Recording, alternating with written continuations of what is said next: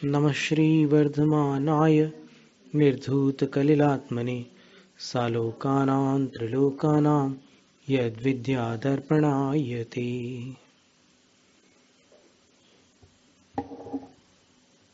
चार प्रकार के दान में से आज दूसरे दान की कथा है। और वो दूसरा दान कौन सा दान है? औषध दान।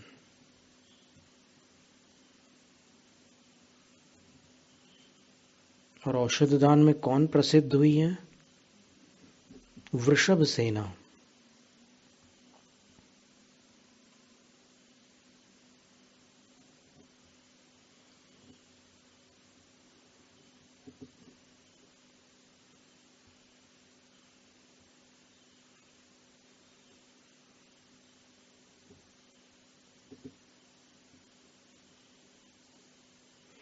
औषध दाने वृषभ सेनाया दृष्टांतः। औषध दान में वृषभ सेना का दृष्टांत है। अस्याह कथा, इसकी कथा। जनपद देशे कावेरी पत्तने राजोग्रसेनः श्रेष्ठी धनपति भार्या धनश्री पुत्री वृषभसेना। जनपद नाम का देश, कावेरी नाम का पत्तन है और राजा उग्रसेन है। वहाँ के सेठ धनपति हैं। सेठानी का नाम धनश्री है। पुत्री का नाम वृषभ सेना है।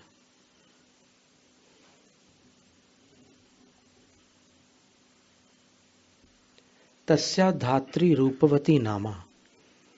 उसकी जो बच्ची है पुत्री वृषभ सेना, उसकी जो धाय माँ है जो बच्चों की देखरेख करती है, उनका नाम रूपवती है।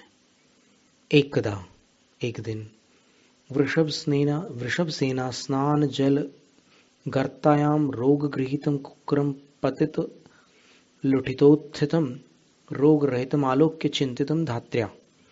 एक बार क्या हुआ, वो उसको नहला रही थी बच्ची को, तो वो जो पानी था वो एक गड्ढे में इकट्ठा हो रहा था।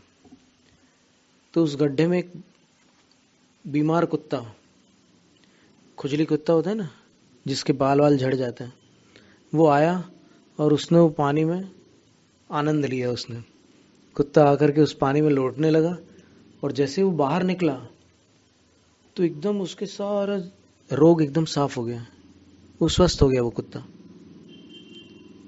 तो धात्र्या चिंतितम, उसने धाई ने विचार किया कि पुत्री स्नान जल में वात्रारोग्यत्वे कारणम।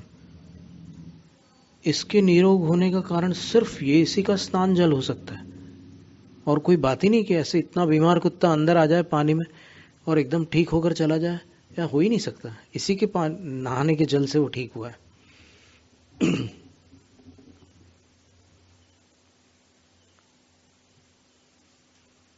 ततस्तया धात्र्या निज जनन्या 12 वार्षिकाक्षी रोग गृहीताया कथिते तया लोचने तेन जलेन परीक्षार्थम एक दिने धौते दृष्टिच शोभने जाते। अब उसकी माँ जो थी वो 12 साल से उसको आंख में तकलीफ थी माँ को।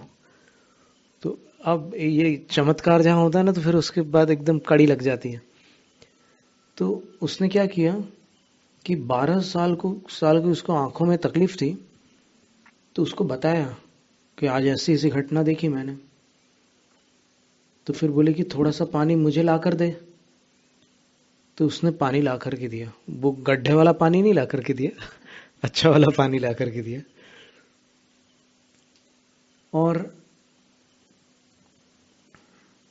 तेन जलेन परीक्षार्थम, उस जल से परीक्षा करने के लिए एक दिन धौते दृष्टि, दोनों आंखों को धुलवाया उनने उस पानी से, बच्ची के स्नान के पानी से। शोभने जाते, आंखें एकदम सही हो गई उसकी। 12 साल की जो बीमारी थी आंखों की, वो एकदम ठीक हो गई। तत सर्वरोग आपने साधात्री प्रसिद्धा तत्र नगरी संजाते। तब फिर उसने क्या किया कि सब जितने भी उस नगर में जितने भी लोग थे, सबको स्वस्थ कर दिया उस पानी से। बताया नहीं कि क्या करती हो, लेकिन उससे ठीक कर दिया उसने। और वो प्रसिद्ध हो गई। एक दो ग्रसेनेन रण पिंगल मंत्री बहु सैन्योपेतु मेघ पिंगलो परिप्रेषित। एक बार उग्रसेन ने रण पिंगल नाम के मंत्री को खूब सेनाओं के साथ मेघ पिंगल नाम के किसी राजा पर प्रेषित किया कि जाओ उसको हरा के आओ। सतन देशम प्रविष्टो विशोधक सेवना ज्वरेन गृहीत।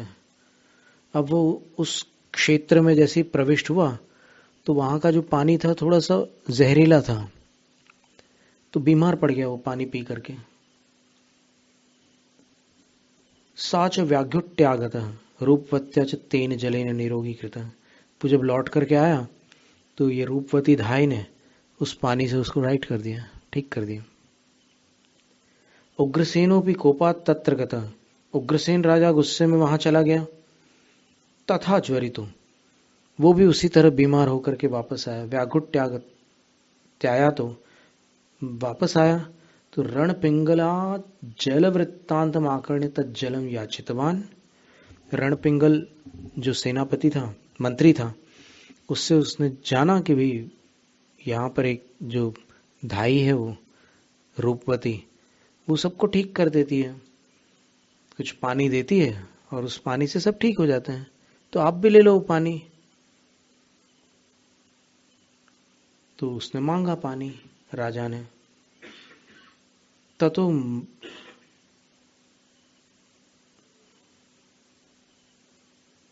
मंत्री उक्तो धनश्रिया भो श्रेष्ठिन कथम नरपते शिरसि पुत्री स्नानजलम क्षिप्यते। धनश्री ने मंत्री के कान में कहा कि ये जो मैं पानी देती हूं वो उस बच्ची का पानी रहता है, राजा के ऊपर कैसे डालूंगी मैं? राजा तो प्रजा के पिता के समान होते हैं, तो मैं उनके ऊपर कैसे डालूंगी वो? तो धनपति ने उक्तम यदि पृच्छति राजा जल स्वभाव तदा सत्यम कथ्यते न दोष। बोले कि राजा ने पूछा तो नहीं है तेरे को कि कौन सा पानी डाल रही है, तू तो डाल दे और वो ठीक हो जाएगा, और अगर पूछेगा तो सच बता देना, फिर जो होगा देखा जाएगा।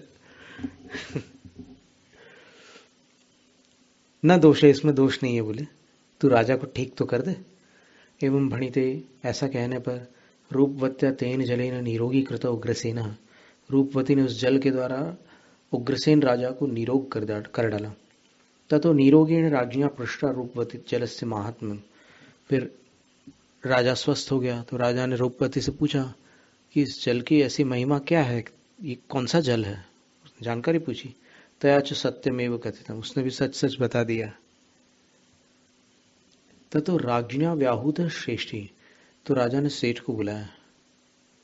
सच भीत राज्ञा समीप आयत, वो राजा के पास डरते डरते आया। राजा च गौरव कृत्वा वृषभ सेनाम परिणीतुम स याचित। राजा ने उसका खूब सम्मान करके बोला कि मैं तो तुम्हारी बेटी से विवाह करना चाहता हूं, मैं तो उसको अपनी रानी बनाना चाहता हूं। तथा श्रेष्ठिना भणितम देव, तब श्रेष्ठ ने कहा कि हे देव, यद्यष्टान्निकाम पूजाम जिन प्रतिमानाम करोषि तथा पंजरस्तान पक्षिगणान मुंचसी तथा गुप्तषु सर्व मनुष्यांश मुंचसी तदा ददामी। सेठ बोलते हैं कि देखो हम लोग तो अहिंसक लोग हैं, दयालु लोग हैं, तो हम आपसे कुछ निवेदन करते हैं कि अगर आप अष्टान्निका को के दिनों में जिनेंद्र भगवान की अच्छी पूजा कराओगे और यदि आप पिंजरे में जितने पक्षी हैं उनको मुक्त कर दोगे और यदि कारागृह में बंद सारे मनुष्यों को छोड़ दोगे तो मैं अपनी पुत्री दे दूंगा। उग्रसेनेन च तत्सर्वं कृत्वा परिणीता वृषभ सेना पट्टराज्ञी च कृता। और वैसा हुआ, वो बड़ी हो चुकी थी बेटी। कुत्ते वाली घटना तो बहुत पुरानी थी उसकी, अब तो वो बहुत बड़ी हो चुकी थी। तो फिर राजा की रानी बन गई और पट रानी बन गई।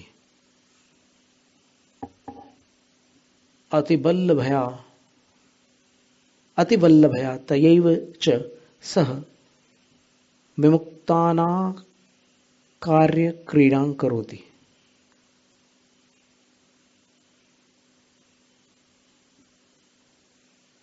तो वो अत्यंत प्रिय थी राजा को, तो राजा उसी के साथ अधिक रहता था।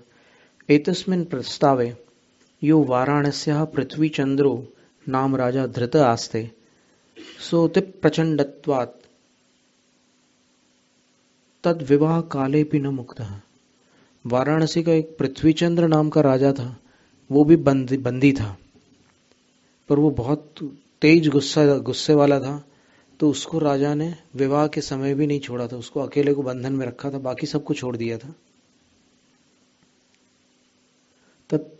तस्य या राज्ञी नारायण दत्ता, तो उसकी जो रानी थी नारायण दत्ता, तया मंत्रिभिः सह मंत्रयित्वा पृथ्वी चंद्र मोचनार्थम वाराणस्यां सर्वत्रावारित सत्कारा वृषभ सेना राज्ञी नामना कारिता। तो उसकी जो रानी नारायण दत्ता थी, पृथ्वी चंद्र राजा की रानी, उसने सोचा कि देखो मेरे पति को नहीं छोड़ा और बाकी सबको छोड़ दिया, तो अपन कुछ दिमाग से काम करते हैं। क्या करेंगे अपन, एक उपाय करते हैं। तो उसने अपने यहाँ वाराणसी में जितने भी भोजनालय थे, जो निःशुल्क सबको भोजन कराने वाले भोजनालय थे, उन भोजनालयों के नाम वृषभ सेना के नाम पर कर दिया। वृषभ सेना आहार गृह, वृषभ सेना भोजनालय, वृषभ सेना, ऐसे कई जो भी भोजन से संबंधित नाम रहते थे वो सब उनने, भुक्ति गृह वगैरह सब रख करके उसी के नाम से पूरे वाराणसी में यही कर दिया उन्होंने, रानी ने।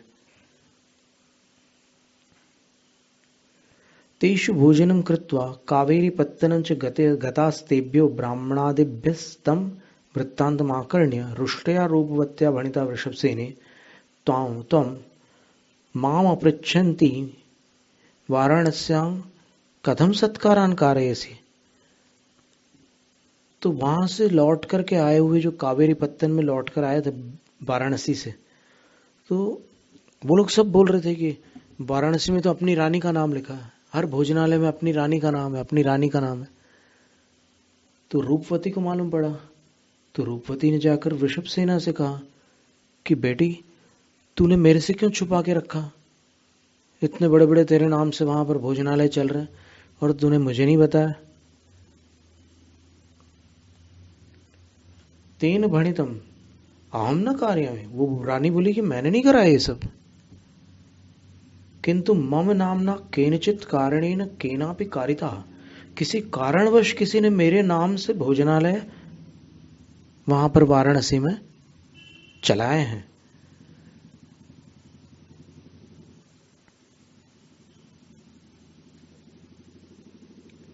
तेषां शुद्धिं कुरु त्वमिति चर पुरुषैः कृत्वा यथार्थम ज्ञात्वा तया वृषभ सेनायाः सर्वं कथितम्।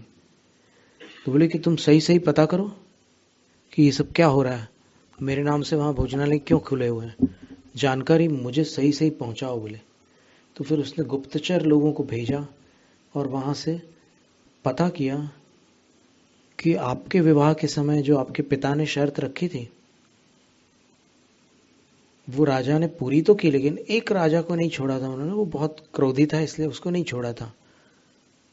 तो उसकी जो रानी है उसने ये काम किया है बोले।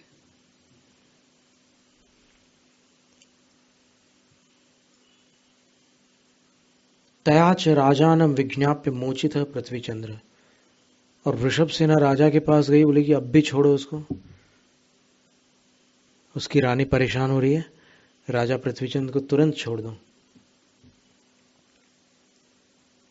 तेन च चित्रफलके वृषभ सेनोग्र सेनयो रूपे कारिते। फिर वो जो पृथ्वीचंद्र था वो रानी की भावना से बहुत प्रसन्न हुआ कि देखो मुझे राजा ने नहीं छोड़ा लेकिन रानी ने मुझे छुड़वा दिया, तो फिर बहुत खुश हो गया वो, और वो जेल से बाहर निकल करके दोनों के चित्र बनवाता है राजा रानी के एक साथ, और बहुत सुंदर चित्र बनवाता है। और तयो रधो निज रूपम सब प्रणामम कारितम, और उन दोनों के नीचे वो ऐसे बैठ करके प्रणाम करते हुए अपना चित्र भी खिंचवाता है, बनवाता है, क्योंकि उस टाइम खिंचवाने वाला जमाना नहीं था, कैमरा तो थे नहीं ना, तो बनवाता है। सफलकस तयोर दर्शित, और फिर वो चित्र बनवा करके उसने राजा रानी को दिखाया भणिता च वृषभ सेना राज्ञी देवी। फिर उसने रानी वृषभ सेना से कहा कि हे देवी, तुम मम मातासी, तुम मेरी माँ के समान हो, तुम मेरी माँ हो। तत्प्रसादाद इदम जन्म सफलम में जातम, तुम्हारी कृपा से मेरा ये जन्म सफल हो गया, नहीं तो मैं जिंदगी भर जेल में पड़ा रहता।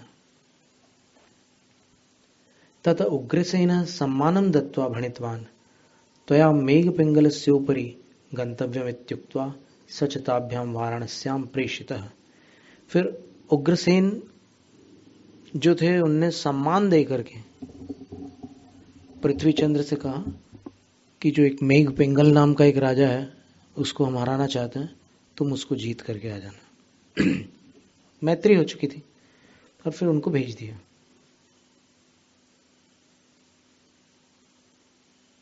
दोनों राजा रानी ने उनको अच्छी तरह से विदा करके वाराणसी भेज दिया। मेघ पिंगलो पेतदाकर्ण्य ममायम पृथ्वी चंद्रो मर्म भेदी थी पर्यालोच्यागत्य। मेघ पिंगल ने जब ये समाचार सुने कि राजा ने पृथ्वी चंद्र को मेरे ऊपर छोड़ा है, तो फिर वो समझ गया कि ये तो मेरे को हरा देगा, पृथ्वी चंद्र तो दमदार है। तो फिर ऐसा सोच विचार करके वो आ करके उग्रसेनस्य अति प्रसादिता सामंतो जाता। उग्रसेन को उसने बहुत खुश कर दिया आकर के, बोले कि अब अपनी कोई दुश्मनी, अब अपन एकदम निकट हो गए और एकदम राजा के निकटवर्ती वो बन जाते हैं। सामंत हो जाता है। सामंत का राजा का जो बहुत निकटवर्ती जो होता है ना, उसको सामंत कहते हैं।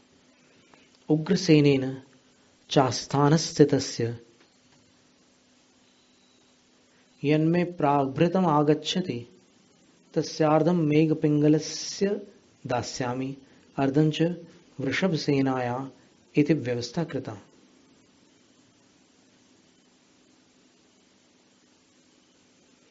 फिर राजा उग्रसेन ने एक घोषणा कर दी कि अब मेघ पिंगल मेरा इतना करीबी हो चुका है, सामंत बन चुका है, तो अब जो भी मेरे लिए कोई भेंट लेकर के आएगा तो मैं आधा इसको दूंगा और आधा अपनी रानी को दूंगा,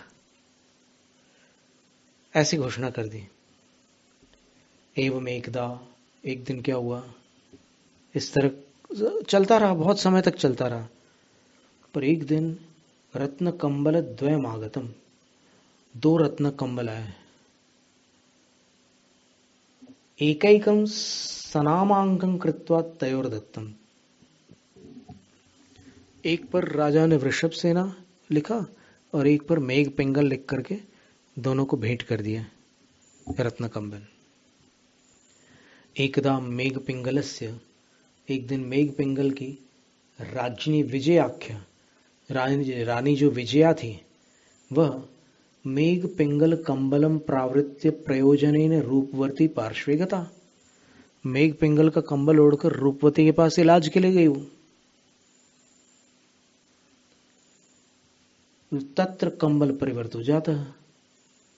अब रानी का कंबल भी वहीं पड़ा था रूपवती के पास, क्योंकि रूपवती रानी की दाई थी, तो दोनों के कंबल अदल बदल हो गए।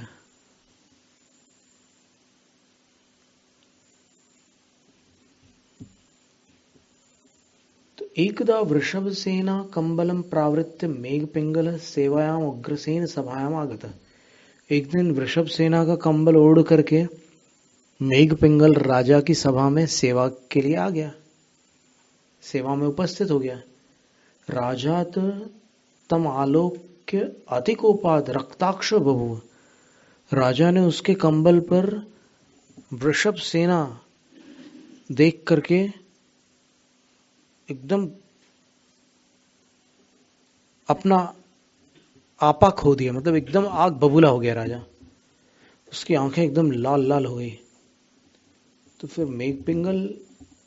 मेघ पिंगलश्च तम तथा भूतम आलोक्य ममोपरि कुपितोयम राजा इति ज्ञात्वा दूरम नष्ट। मेघ पिंगल को लगा कि भाई क्या पता मेरे ऊपर कैसे इतना नाराज है राजा, वो वहां से भाग गया, बिल्कुल एकदम तीव्र गति से वो वहां से प्रस्थान कर गया।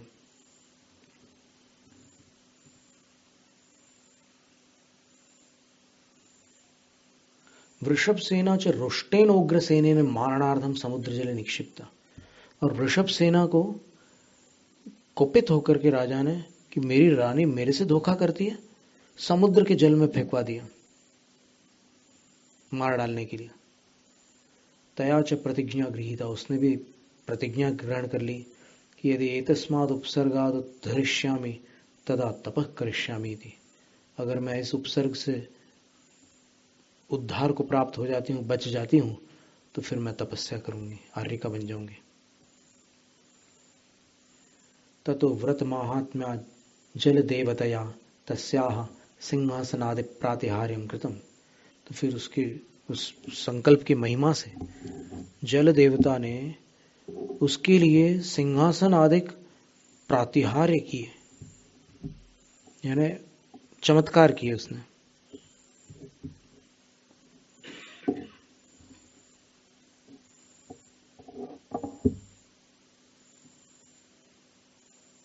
तच्छ्रुत्वा पश्चात्तापं कृत्वा राजा तम आनेतुं गतः, ये बात समाचार राजा ने सुनी तो पश्चाताप करके राजा ताम आनेतुं गतः, रानी को लाने के लिए स्वयं गया।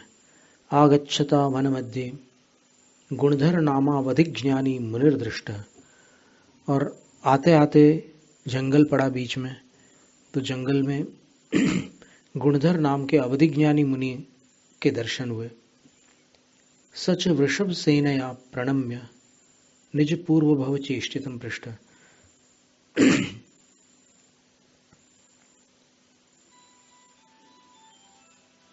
लौटते समय, हाँ, वृषभ सेना को लेने के लिए गए समुद्र में, तो समुद्र में तो सब चमत्कार हो ही गया था, सिंहासन पर थी, तो राजा उसको लेकर के आए, घर लेकर आ रहे थे, और उसका तो संकल्प था कि मैं दीक्षा लूंगी, पर वो राजा के साथ लौट करके आ रही थी, तो रास्ते में जंगल में उनको एक मुनि के दर्शन मिले। सच वृषभ सेना प्रणम्य निज पूर्व भव चेष्टितम पृष्ठ, वृषभ सेना रानी ने उन मुनि महाराज से पूछा कि मैंने पिछले जन्म में ऐसा क्या किया जिसके कारण ऐसी ऐसी घटनाएं हो गई मेरे जीवन में।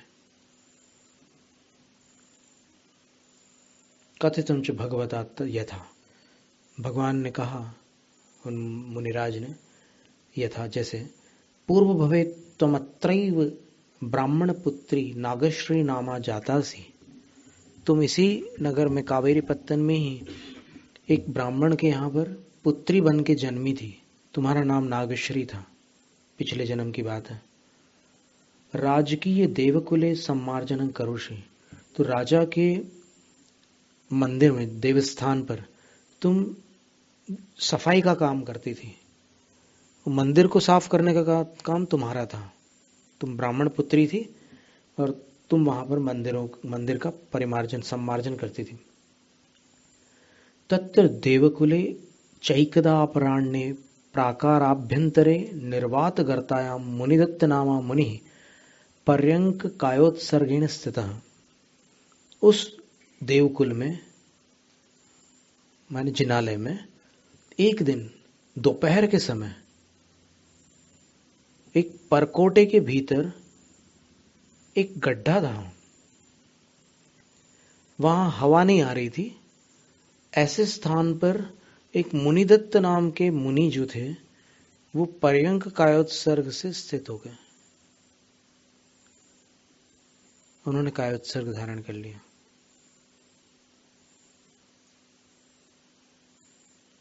त्वया च रुष्ट्या भणितः कटकाद राजा समायातो त्रागमिष्यतीति, उत्तिष्ठ उत्तिष्ठ सम्मार्जनं करोमि लग्नेति ब्रुवाणायास तत्र मुनि कायोत्सर्गम विधाय मौनेन स्थितः, तब तुमने क्या किया कि वहां पर तुमको गुस्सा आ गया कि अरे ये यहाँ पर कैसे आकर के ये महाराज यहाँ पर कैसे आ गए, तो तुमने उनसे कहा कि अब कटक से राजा यहाँ पर आएगा और यहाँ आप उठ जाओ, यहाँ मत रहो, यहाँ मत बैठो, उठ जाओ उठ जाओ, मैं सफाई कर रही हूं, आप यहाँ से चले जाओ। तो ऐसे बोलते बोलते मुनि महाराज कायोत्सर्ग धारण करके मौन से चुपचाप वहीं पर स्थित रहे। तो ततस्त्वया कचवारेण पूरयित्वोपरि सम्मार्जनम कृतम। फिर तुमने उस गड्ढे को भर दिया, मुनि महाराज अंदर ही थे, और सब कचरा वचरा डाल करके वहां पर ऊपर से तुम सम्मार्जन कर रही थी, सम्मार्जन कर दिया, ऊपर से साफ कर दिया, कचरा पूरा गड्ढे के अंदर डाल दिया। प्रभाते तत्रागतेन राज्ञा तत्प्रदेशे क्रीडता उच्छ्वसित निःश्वसित प्रदेशम दृष्ट्वा। अब प्रभात में सवेरे वहां पर आए हुए राजा ने उस प्रदेश पर, उस क्षेत्र पर क्रीड़ा करते हुए जब उस स्थान को देखा तो वो ऐसे ऐसे ऊपर नीचे हो रहा था। मुनि महाराज सांस लेते होंगे तो फिर वो ऐसे उठता था, फिर ऐसे नीचे आता था। दृष्ट्वा उत्खन्य निस्सारितश्च समुनि। तो राजा ने उस गड्ढे को ऐसे पूरा खोद करके मुनि को बाहर निकलवाया। ततस्त्वयात्म निंदा कृत्वा धर्मे रुचि कृता। पर मुनि महाराज ने राजा से कोई शिकायत नहीं की। मुनि महाराज जानते थे कि इस लड़की ने ये सब हरकत की है, लेकिन उन्होंने राजा को कुछ भी नहीं बताया। तो उसको बहुत ग्लानि हुई उस बच्ची को, माने तुझे, वो मुनि महाराज उसी को पूर्व जन्म सुना रहे ना, तो तुम्हें बहुत आत्मनिंदा की तुमने, कि मैंने कैसे इतने अच्छे साधु के ऊपर ऐसा उपद्रव कर दिया। तो धर्म में रुचि कृता, और धर्म में तुम्हारी रुचि हो गई। परम आदरणीय चित्तस्य मुनिस्त्वया तत्पीडोपशमनार्थम विशिष्टम औषध दानम वैयावृत्यम च कृतम। बहुत आदर के साथ तुमने उन मुनि के लिए, उनकी पीड़ा का शमन करने के लिए, क्योंकि उनको तकलीफ हो गई थी अंदर गड्ढे में, तो पीड़ा को शांत करने के लिए तुमने विशेष औषध दान दिया। और वैयावृत्यम च कृतम, तुमने उनकी सेवा भी की। औषध दान तो आहार के समय दिया, और फिर वैसे उनकी सेवा भी की। ततो निदानेन मृत्वेह धनपति धनश्रियोः पुत्री वृषभसेना नाम जातासी। उसके बाद निदान से मरण को प्राप्त होकर यहाँ के जो सेठानी थे, धनपति और धनश्री, उनकी तुम बेटी हुई हो। औषध दान फलात सर्वौषध फलन जातम। तुमने जो औषध दान दिया है मुनि महाराज को, उसके परिणाम स्वरूप आज तुम्हारा शरीर पूरा औषध हो गया है। तो तुम्हारे शरीर को छुआ हुआ जो पानी होता है उससे सब ठीक हो जाता है। और कचवार पूर्णात कलंकिताच, और तुमने जो कचरा डाला था मुनि के ऊपर, उसका फल बाद में उदय में आया, उसका वो कर्म बाद में उदय में आया। तो अभी तुम्हारे ऊपर ये कलंक लग गया था कि तुम्हारे कंबल पर मेघ पिंगल का, और मेघ पिंगल पर तुम्हारा नाम आ गया था। और वो कंबल तो ऐसे तुम्हें तो पता भी नहीं था, वो इनके यहाँ बदल गए थे, तुम्हारी धाई के यहाँ। इति श्रुत्वात्मानं मोचयित्वा वृषभसेना तत्समीपे आरिका जाता। ये सुनकर के अपने को राजा से मुक्त कराकर बोले कि अब मैं दीक्षा लूंगी, क्योंकि मेरा संकल्प था कि अगर समुद्र में मेरी जान बच गई तो मैं तपस्या धारण करूंगी। तो राजा से अनुमति लेकर तत्समीपे आरिका जाता, उन्हीं के पास आरिका हो गई। उन मुनिराज के पास ही वो आरिका हो गई। कौन से मुनि थे?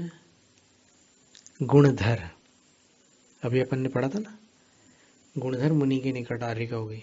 औषध दानस्य फलम, ये औषध दान का फल है।